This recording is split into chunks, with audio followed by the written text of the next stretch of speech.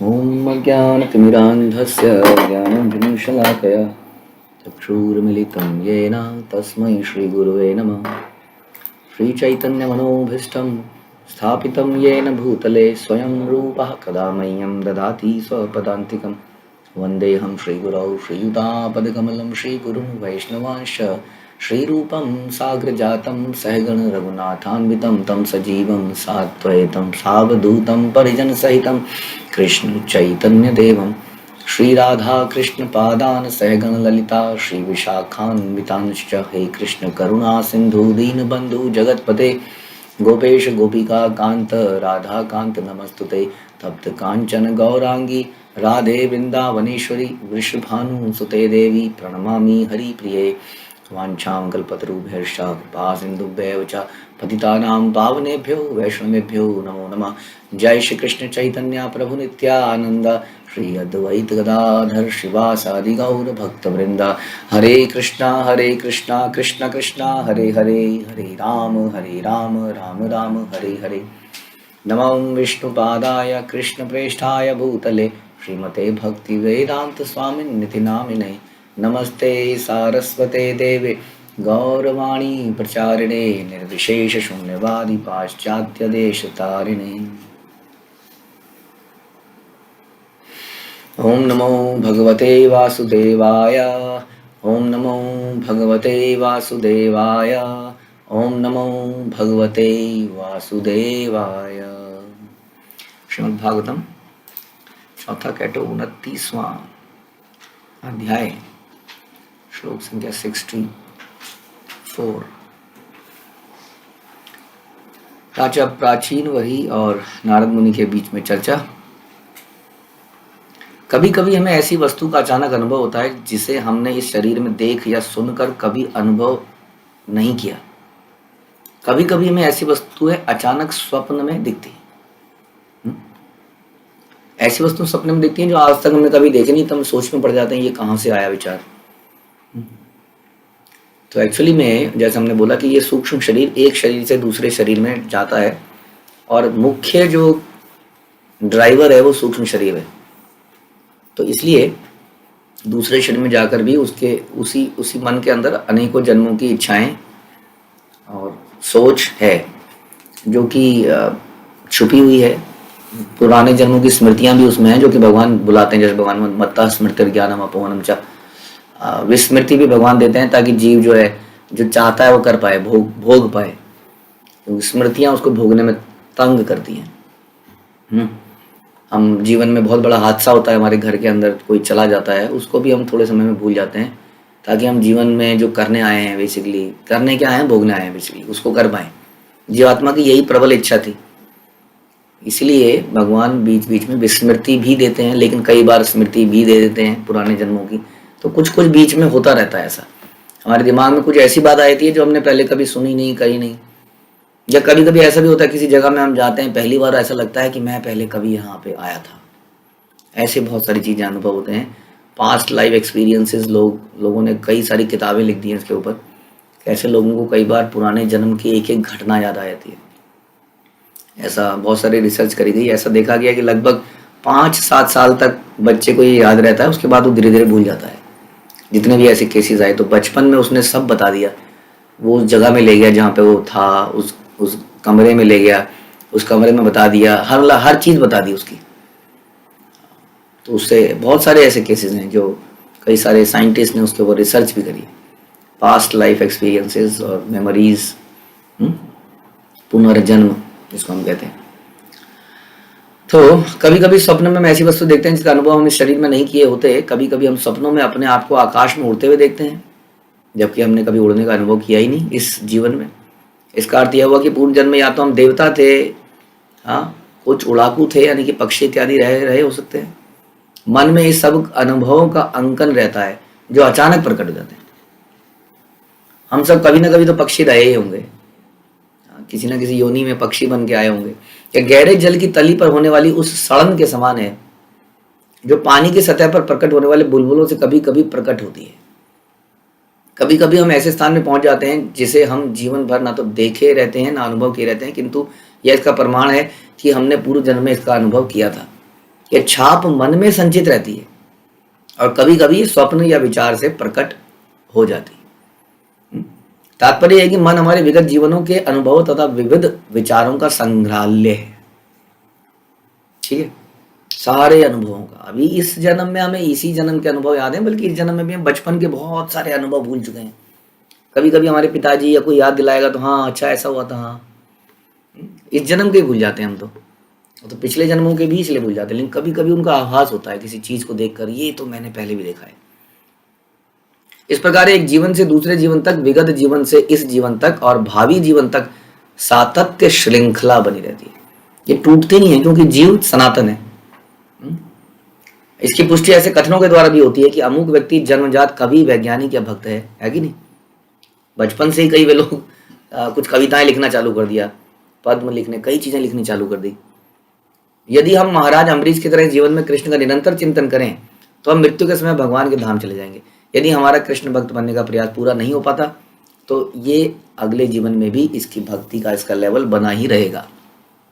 इसकी पुष्टि भगवत गीता में भगवान करते हैं कि भ्रष्ट योगी पुण्यात्माओं के लोक में अनेकों अनेक वर्षों तक भोग करने के बाद धनी व्यक्तियों में के यहाँ या सदाचारी लोगों के यहाँ जन्म लेते हैं। यदि हम कृष्ण ध्यान के सिद्धांत का दृढ़ता से पालन करें तो निस्संदेह हम अगले जीवन में गोलोक वृंदावन नामक कृष्ण लोक में भेज दिए जाएंगे। तो इसी फिलॉसफी के ऊपर कि वही मन कंटिन्यू करता है। बड़ा सिंपल है। कोई कहता है ऐसा कैसे सोचता है, भगवान बोलते हैं नेहा विक्रम नाशोस्ति परत्वया न विद्यते, कि कोई लॉस नहीं होता इस प्रोसेस में। अगले जीवन में आपकी भक्ति वहीं से प्रारंभ होती है जहां इस जन्म में खत्म हुई।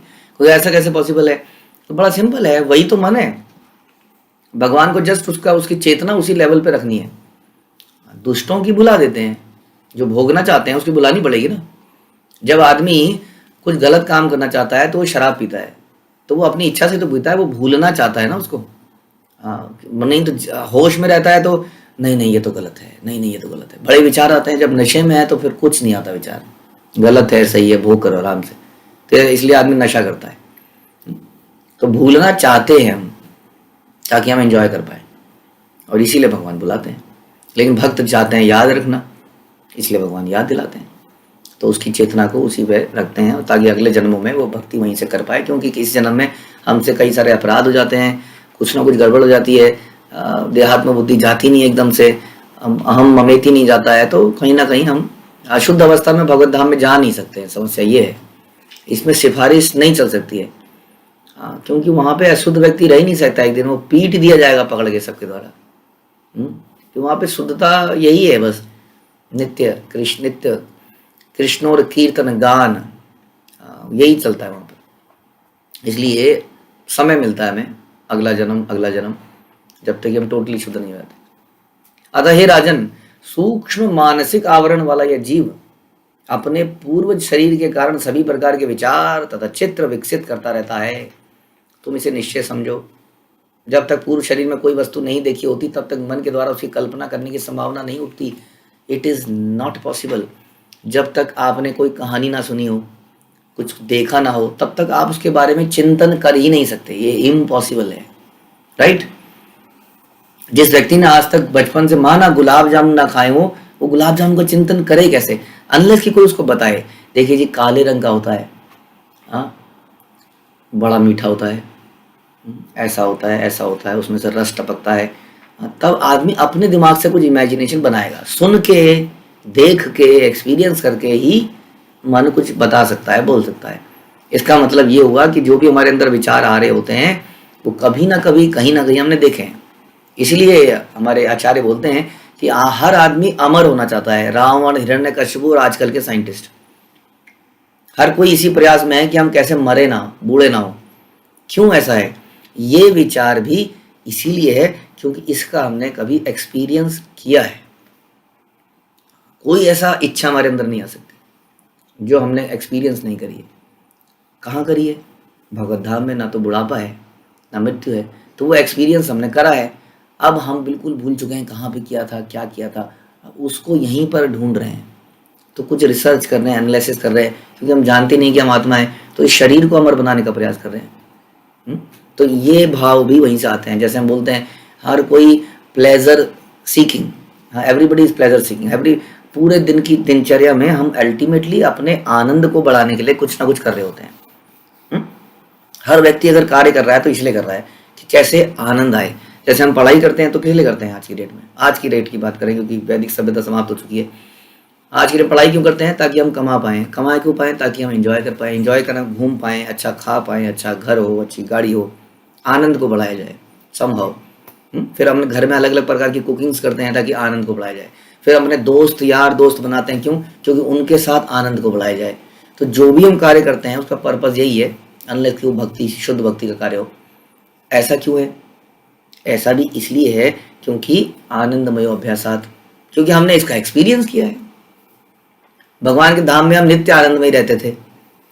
अब प्रॉब्लम ये है, हम आ गए हैं दुखालय में। एक आदमी जो रोज अपनी लॉन्ग ड्राइव पे जाता था, उससे एक ज़बरदस्त एक्सीडेंट हो गया, उसको जेल में डाल दिया गया। हाँ, अब वो रोज मिस करता है जेल की ठोकर, निकलो यहाँ से, ड्राइव पे जाना है।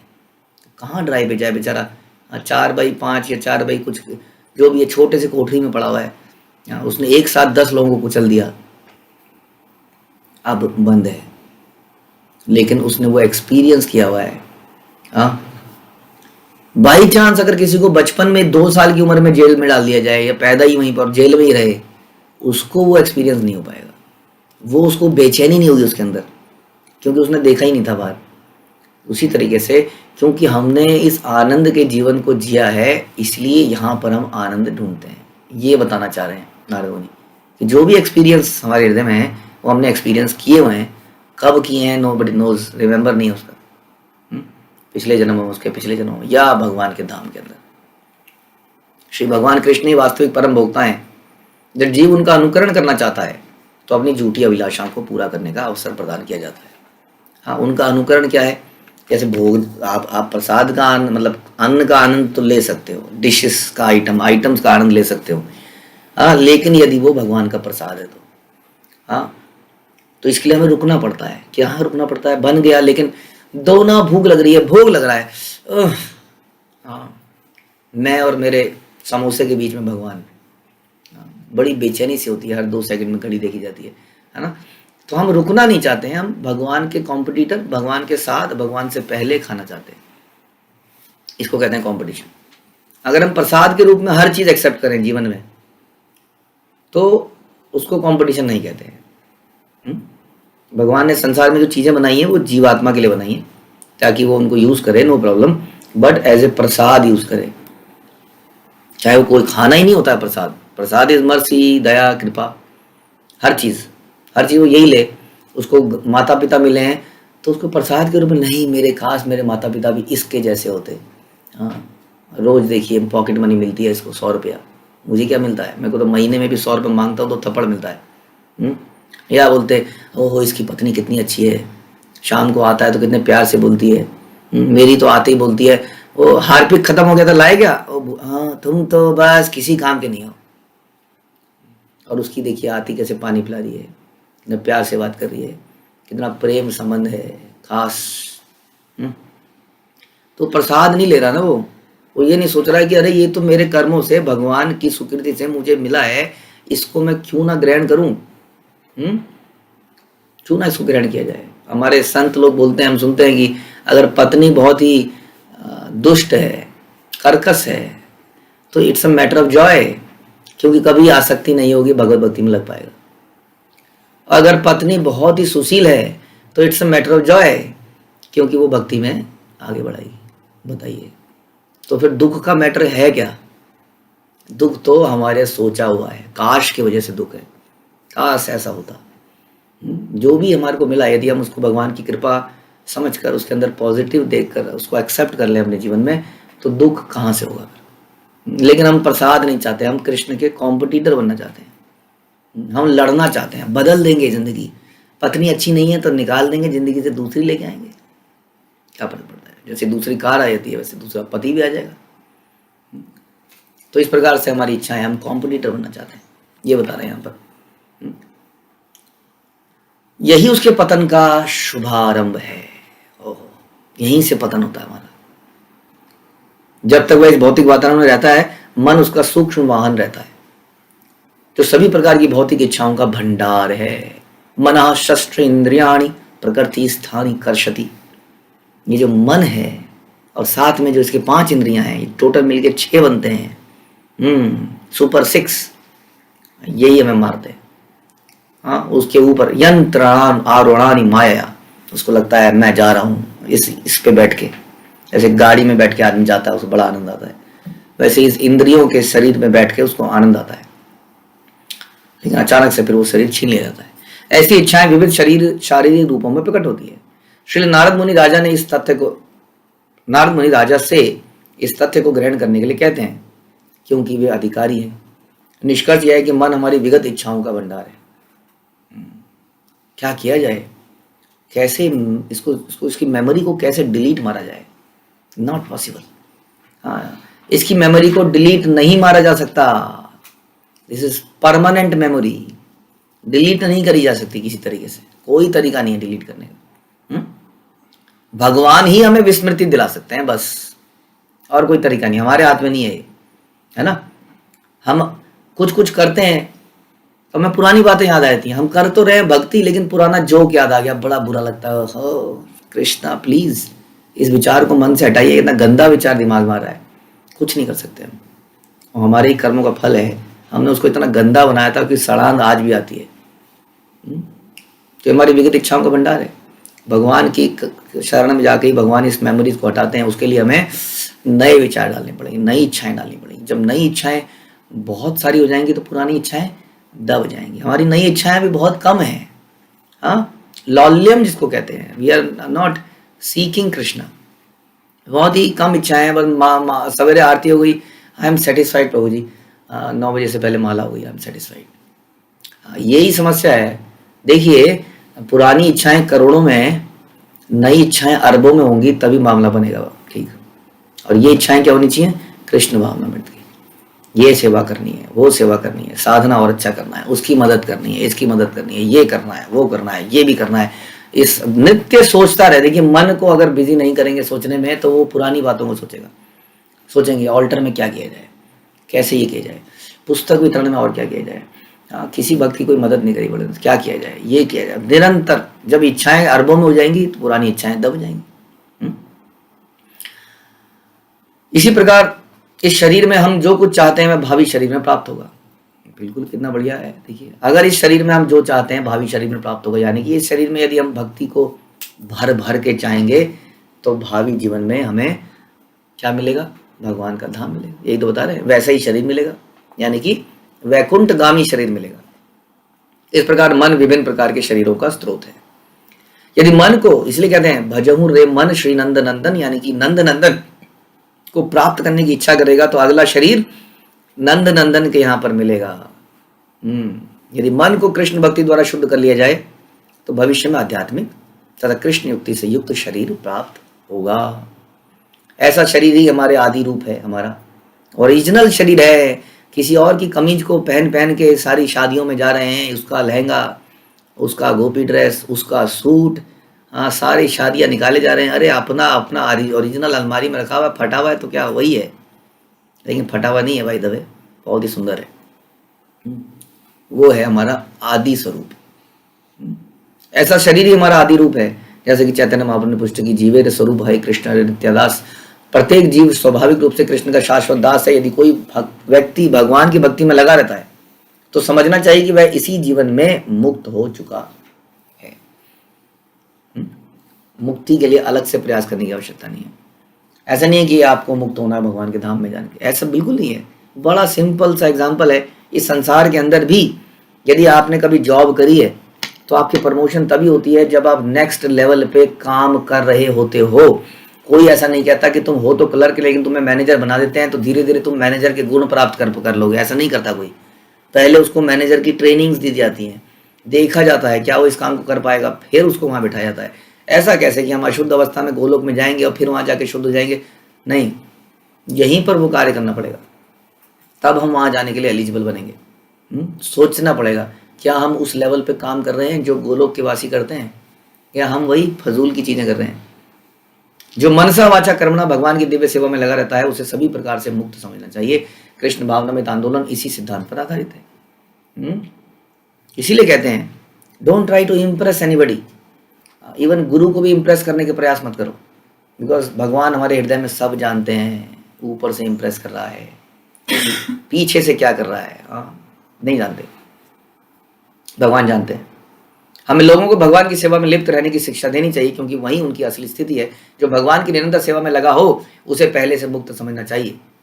जो शुद्ध भक्ति के दिव्य कार्यों में सदैव लगा रहता है वह तुरंत प्रकृति के गुणों को पार करके आध्यात्मिक पद को प्राप्त होता है तथा भक्त त्रिगुणातीत और ब्राह्मण पद से भी परे है। ब्राह्मण रजो और तमो इन दो निम्न गुणों से दूषित हो सकता है। जो शुद्ध भक्त मानसिक स्तर पर अनुभव की गई भौतिक इच्छाओं से मुक्त है और काल्पनिक ज्ञान या सकाम कर्म से मुक्त है और भौतिक परिस्थितियों से ऊपर उठा हुआ है, यानी कि सब इसलिए कहते हैं महाराज। हाँ, ऐसा नहीं है कि हमारे महाराज कोई महाराज परंपरा के थे। महाराज है ना, इंडिया में आज भी कुछ महाराज पुराने हैं। महाराज तो नहीं रहा कोई, अब तो चीफ मिनिस्टर बन गया है, लेकिन अभी भी कुछ खानदान हैं जो महाराज कहलाए जाते हैं। तो ऐसा नहीं है इस्कॉन के लोग सारे वही खानदान के आए हुए हैं। महाराज का यही मतलब है जो भौतिक इच्छाओं से मुक्त कर लिया है, जिसने अपने आप को टोटली। हे राजन, तुम्हारा कल्याण हो। यह मन प्रकृति के साहचर्य के अनुसार जीव द्वारा विशेष प्रकार का शरीर धारण करने का कारण है। मनुष्य अपने मानसिक संगठन के अनुसार यह जान सकता है कि पूर्व जन्म में वो कैसा था, भविष्य में कैसा रहे। कोई ज्योतिषी को दिखाने की जरूरत नहीं। इट्स टोटल यूजलेस एफर्ट कि हम किसी ज्योतिषी को दिखाते हैं पिछले जन्म में क्या था बताइए। अरे अभी के जन्म में भी तुम गड्ढे में ही गिरे हो, तुम्हें पता नहीं इस बात का पिछले जन्म में क्या था मैं। आगे मेरा भविष्य क्या होगा, अंधकार में है, टोटल अंधकार में। क्या देखोगे आप, क्या बताएगा ज्योतिषी। अंधकार में थे, अंधकार में रहोगे, बस ये है आपकी भविष्यवाणी। लेकिन यदि भक्ति कर रहे हो तो भगवान कहते हैं मैं अपने भक्त की रक्षा करता हूँ, ये है आपकी भविष्यवाणी। सिंपल। आप बताइए क्या दिखाना है ज्योतिषी को। भक्ति नहीं करोगे तो आपका जीवन अंधकार में है, क्योंकि भगवान कहते हैं दुखालयम। इस अशुभ संसार में आप शुभ कर कैसे सकते हो। शुभ लाभ लिख के, काली जी को वो चढ़ा के, शनि देवता को तेल चढ़ा के, जब ये जगह ही शनि देव कैसे रावण ने तो शनि देव को उल्टा लटका दिया था अपनी लंका के बाहर, हनुमान जी ने छुड़ाया उनको। देवी देवता भी जो कर रहे वो भी तो है ना, किसी से हार ही जाते हैं, उनके ऊपर भी तो कर्म का रिएक्शन आता है कहीं ना कहीं। कैसे वो शुभ कर सकते हैं जब संसार में सब कुछ अशुभ है। तो ये हो गया भविष्यवाणी। अब हो गया हमने भगवान की भक्ति करी। भगवान कहते हैं कौन तया प्रति जान ही नाम भक्त्या प्रणश्यति। भगवान कहते हैं नेहा विक्रम नाशो अस्ति परत्वाय न विद्यते। कई सारे श्लोकों में बोलते हैं कि मेरे भक्त का नाश नहीं होगा, भक्ति का नाश नहीं होगा। फिर क्या दिखाना है, हाथ बताइए क्या दिखाएं। तो मन की स्थिति से ही हम समझ सकते हैं कि हमारा पिछला क्या था और अगला क्या होगा। बस हर कोई ज्योतिषी बन सकता है। इस प्रकार मन भूत यानी कि पिछला और भावी शरीरों की सूचना दे देता है। और कई लोग, आपको मालूम है, कई लोग बहुत इंटेलिजेंट होते हैं, वो आपसे 2 मिनट बात करके बता देते हैं, इसलिए वो ज्योतिषी बन जाते हैं। उसको देखना आए, कितने सारे हमने देखा ऐसे लोग पढ़ते हैं ना, साइकेट्रिस्ट बनते हैं, साइकोलॉजी पढ़ते हैं। कई लोग ह्यूमन बिहेवियर में बहुत पारंगत होते हैं। हमने ऐसा देखा कि हम ऐसे डॉक्टरों के पास गए तो उन्होंने 5 मिनट हमसे बात करी और ऐसी ऐसी बातें बताई, हम हैरान कि ये क्या बता रहा है। उसके बाद हमने सोचा डॉक्टर बहुत अच्छा है। 1 साल तक उसके पास गए, दवाइयों के पैसे दिए, लेकिन कुछ आराम नहीं मिला। लेकिन गए क्यों? क्योंकि उसने चंद कुछ बातें ऐसी बोल दी। हमें लगा ये तो बहुत बढ़िया आदमी है, जो मन को जान जाता है वो तन को तो जान ही सकता है। ऐसे पागल बना रहे हैं, जिसे रियल घटना बता रहे हैं आपको। ऐसे बहुत सारे लोग पागल बना रहे हैं। हाँ, कोई बड़ी बात नहीं है। नारद मुनि बता रहे हैं कि मन की स्थिति से बताया जा सकता है कि ये आगे क्या करेगा, पीछे क्या था। ये बता रहे हैं। जो मनुष्य भगवान का भक्त है उसने पूर्व जन्म में भक्ति की होगी। इसी प्रकार यदि किसी का मन अपराधी है तो पूर्व जन्म में अपराधी रहा होगा। इसी प्रकार मन के अनुसार हम जान सकते हैं कि भावी जीवन में क्या होगा।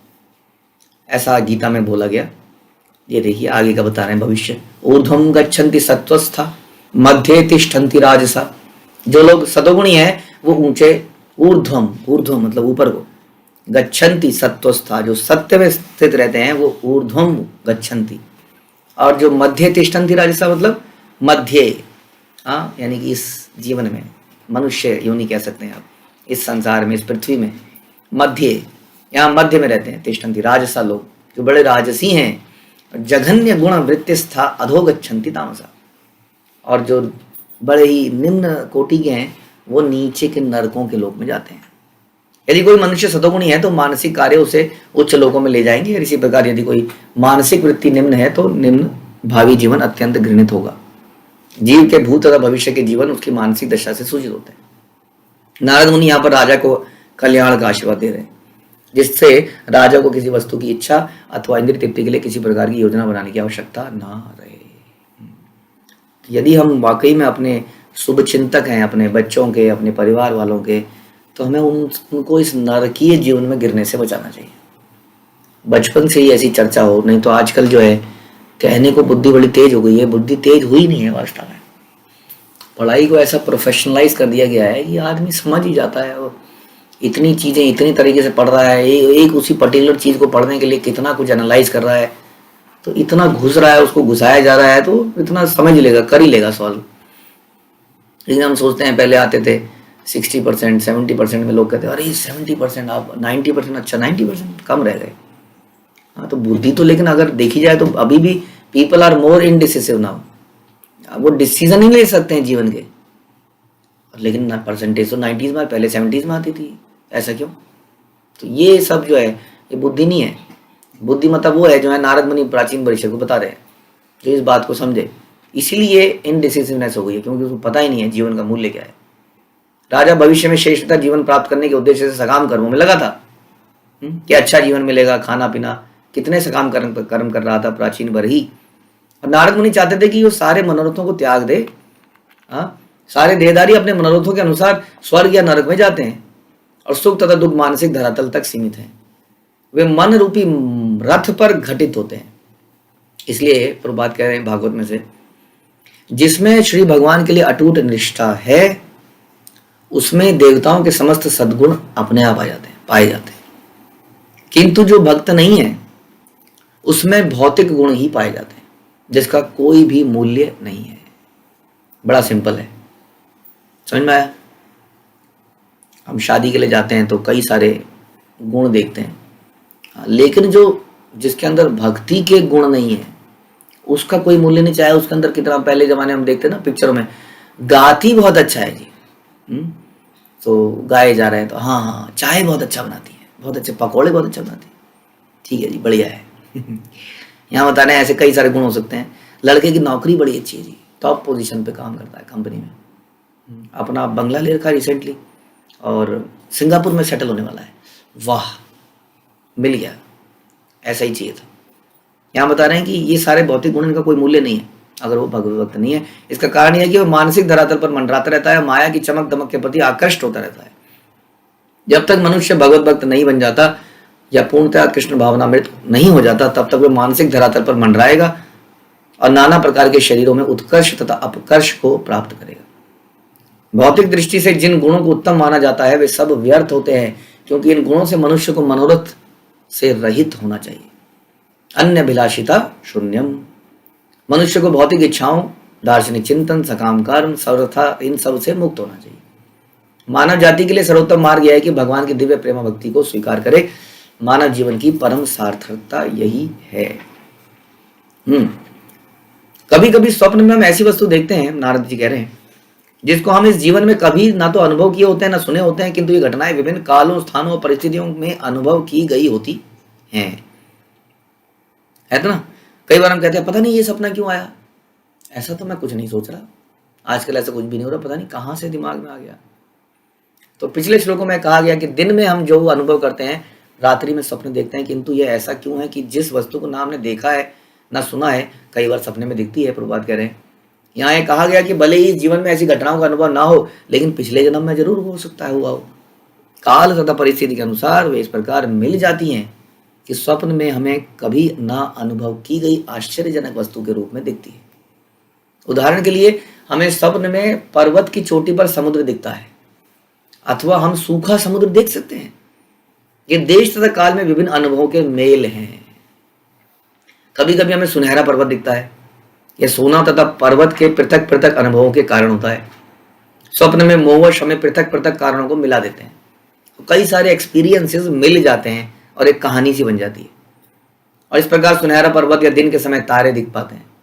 तात्पर्य यह है कि ये सारे मनोरथ है, मन के विचार हैं, उनका अनुभव मन ने कभी ना कभी किया है और स्वप्न में वो सब मिल जाते हैं और एक पिक्चर बना देते हैं। अगले श्लोक में इसके बारे में बताया गया है, जीव का मन विभिन्न स्थूल शरीरों में रहा करता है, हाँ, ग्रॉस बॉडी, और इंद्रिय तृप्ति के लिए व्यक्ति की इच्छाओं के अनुसार मन विविध विचारों को अंकित करता रहता है। ये मन में विभिन्न मिश्रणों के रूप में प्रकट होते हैं, अतः कभी कभी ये प्रतिबिंब ऐसी वस्तुओं के रूप में प्रकट हो जाते हैं जो पहले ना तो कभी सुने थे ना कभी देखे थे। यही बता रहे हैं यहाँ पर नारद मुनि भी। तो हमारे अंदर भी जो इच्छाएं, हम यही डिस्कस कर रहे थे, बहुत जन्मों की कुछ कुछ बची हैं, कुछ हैं, तो वो सब मिल मिला के कुछ इच्छाएं हमारे अंदर आती हैं। तो हमें ये विचार करना होगा कि कैसे इन इच्छाओं को त्याग कर हम दूसरी तरह की इच्छाएं पैदा करें, नहीं तो नया शरीर मिलेगा एक और। कुत्ते के शरीर में स्थित जीव के कार्यों का अनुभव भिन्न शरीर में के मन द्वारा किया जा सकता है। यानी कि कुत्ते के शरीर में जो किया था इच्छाएं, अब शरीर मिल गया डिफरेंट, लेकिन मन तो वही चल रहा है ना जो कुत्ते के शरीर में था। इसलिए हाँ, कुत्ता क्या है, जैसे हम कहते हैं ग्रीडी डॉग, तो उसके अंदर ग्रीड उसके अंदर रहती है, इंसान के अंदर भी, क्योंकि इंसान भी पहले जानवर ही था।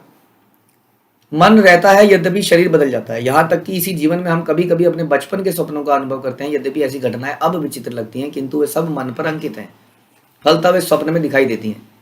सूक्ष्म शरीर समस्त प्रकार की भौतिक इच्छाओं का भंडार है और इसी के द्वारा आत्मा का देहांतरण होता है। ये बताया हमारे प्रभुपाद ने। हाँ, हमारे आचार्य कहते हैं कि मिस्टर डार्विन ये बताना भूल गए। डार्विन ने अच्छा अटेम्प्ट किया कि अलग अलग शरीर कैसे बनते हैं, लेकिन डार्विन इसका लॉजिक बताना भूल गया कि कैसे ये होता है। वास्तव में एग्जैक्टली ऐसा नहीं होता। यस, इट इज ट्रू कि जो भालू है कभी व्हेल बन सकता है, जैसा कि वो बोला उन्होंने, लेकिन ये ऐसे नहीं होता कि उसने मुंह खोल के रखा तो मुंह अगला भालू का अगला बेटा पैदा हुआ तो उसका मुंह थोड़ा और चौड़ा पैदा हुआ, फिर और थोड़ा चौड़ा पैदा हुआ। ऐसे नहीं, बीच में मिसिंग कर दिया उसने और अपनी कहानी जोड़ दी, जो बिल्कुल इलॉजिकल लगती है सुनने से ही। यहाँ पर उपात उसका लॉजिक बता रहे हैं कि भालू की इच्छा हुई, मैं खाली मतलब भालू भाग रहा है। हाँ, भालू भाग रहा है, मान लीजिए किसके पीछे भाग रहा है, वो क्या कहते हैं, बतख या किसी चीज के पीछे भाग रहा है कि जो पानी में जा सकती है। भागते भागते भागते भालू भाग रहा है, वो पानी में कूद गया। अब भालू के अंदर इच्छा हुई, काश मैं पानी में कूद जाता तो ये खा जाता। हाँ, ऐसी इच्छा पैदा करेगा तो अगले जन्म में व्हेल या कोई मछली बन सकता है जो कि वहां पे खाए। तो हमारी इच्छाएं हमें अगला शरीर देती हैं। जब तक मन भगवान के चरण कमलों के ध्यान में संलग्न नहीं होता, तब तक वह नाना प्रकार के भोगों की इच्छा करता है। इंद्रिय प्रतिबिंबों का अंकन क्रमानुसार होता रहता है और एक एक करके प्रकट होते हैं, अतः जीव को एक के बाद एक दूसरा शरीर मिलता रहता है। मन भौतिक सुख की योजना बनाता है और स्थूल शरीरों को यूज करता है इसको करने के लिए। मन वह मंच है जिससे होकर समस्त इच्छाएं और योजनाएं आती रहती हैं। इसलिए नरोत्तम दास ठाकुर कहते हैं, गुरुमुख पद्म वाक्य चित्ते ते करिए है क्या आर न करे कोई आशा, मने आशा, कि मन का एक ही आशा कराइए कि कैसे मैं जो गुरु द्वारा बताए गए वाक्य हैं उनको पूरा करने में लग जाऊं। बस ये एक इच्छा करेंगे तो सारे मनोरथ पूरे होंगे जो जरूरी हैं आपको ऊपर बढ़ाने के लिए। मनुष्य को कोई और कामना नहीं करनी चाहिए।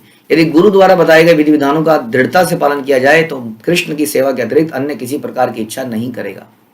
ऐसा अभ्यास ही जीवन की सार्थकता है। इसके लिए बड़ी डिसिप्लिन की आवश्यकता है।